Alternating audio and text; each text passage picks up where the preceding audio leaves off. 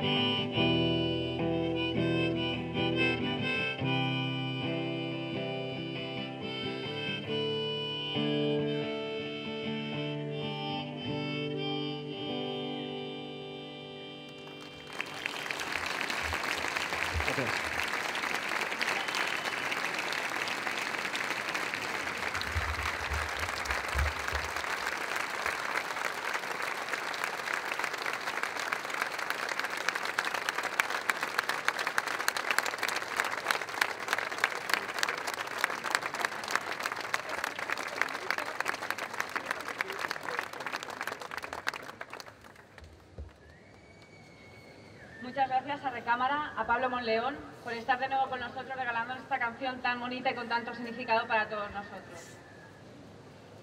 El 3 de julio de 2006 nos arrancó de nuestra cómoda y tranquila realidad un trágico accidente de metro. Unos íbamos en el metro y sobrevivimos al accidente, aunque nuestras vidas cambiaran para siempre.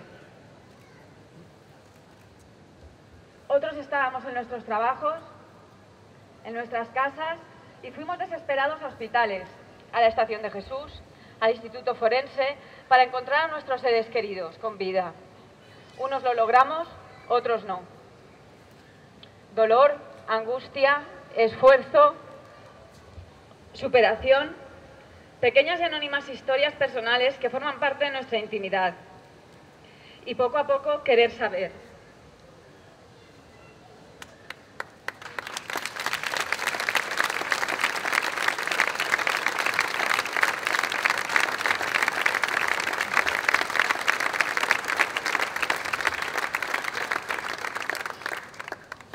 Saber qué llevó a la UTA 3736 a protagonizar el accidente más grave de la historia de Europa, cambiando nuestras vidas para siempre. Y darnos de bruces con una comisión parlamentaria y una instrucción judicial que no tuvieron la valentía ni el rigor suficientes para investigar. Políticos y justicia coincidieron en buscar apresuradamente un único culpable, el conductor muerto. Ninguno atendió nuestras peticiones. No a realizar una segunda autopsia al conductor. No a realizar mediciones rigurosas en el trazado de la vía. no a investigar el mantenimiento de los convoys, no a realizar auditorías en FGV, no a tener en cuenta los informes del síndic de Contés que denunciaban desviación de fondos, no a que los sobrevivientes pudieran aportar luz a la investigación con sus testimonios, no a investigar, no a querer saber. Solo los afectados por el accidente y muy especialmente los miembros de esta asociación hemos trabajado por descubrir qué causas pudieron provocar el accidente, porque nunca hemos creído que la velocidad sea la única causa a tener en cuenta. Cualquier experto o técnico que haya vivido de cerca un accidente de este calibre sabe que nunca un único factor puede provocar una catástrofe con tanta alta siniestralidad. Recientemente ha salido a la luz investigaciones que apuntan a otras posibles causas. Un posible desvanecimiento del conductor que justificaría por qué un conductor habituado a hacer ese recorrido pone injustificadamente el metro al doble de la velocidad permitida. Anomalías en la sujeción de los cristales que explicarían por qué las ventanas se desprendieron, permitiendo que los pasajeros se colaran por los huecos y murieran. Un incorrecto mantenimiento en las vías que coincide con el testimonio de los sobrevivientes sobre que el tren voló antes de chocar contra el suelo. Fotos sobre los descarrilamientos previos a la UTA 3736, los cuales FGV negó en la investigación judicial. Asimismo, también aparecen en prensa información del actual deterioro que continúa sufriendo la línea 1 y cómo la seguridad sigue brillando por su ausencia en FGV. Nuestra asociación va a analizar qué acciones emprender a la luz de estas declaraciones, pero quiero aprovechar este punto para agradecer a Luis Jorge, maquinista de FGV y sindicalista del SID, su valentía y su coraje al denunciar públicamente estas deficiencias delante de los medios de comunicación y darle nuestro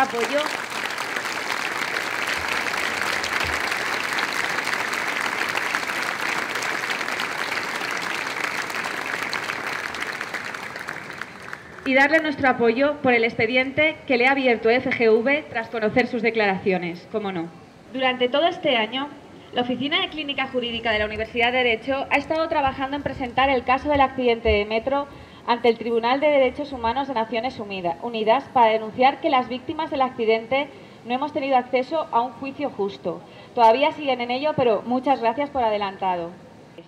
Muchas gracias a todos los que seguís viniendo con mayor o menor regularidad a nuestras concentraciones, arropándonos con vuestra presencia. Y permitidme aquí una mención a una asociación que ha estado dándonos todo su apoyo, asistiendo y grabándonos para dar mayor repercusión a nuestras concentraciones, K-Revolta. Y decirles públicamente que cuentan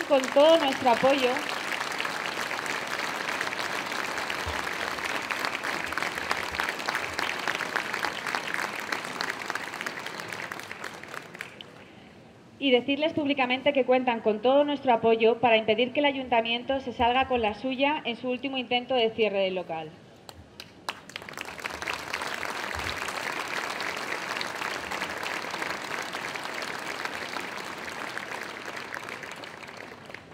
Y ya para acabar, permitidme una última reflexión dirigida a nuestros gobernantes, aquel palacio situado en la esquina opuesta de esta plaza. Llevamos 5 años reclamando respuestas y recibiendo solo silencio. ¿Cuándo vais a dejar de decir que nos lleváis en vuestro corazón y vais a bajar aquí a acompañarnos realmente?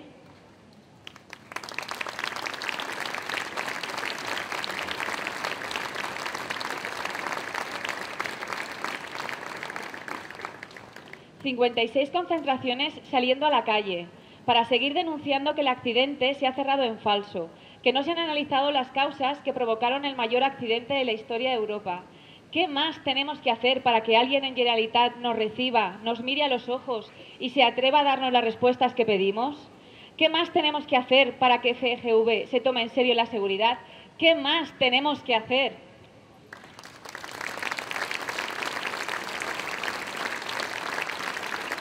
Gracias.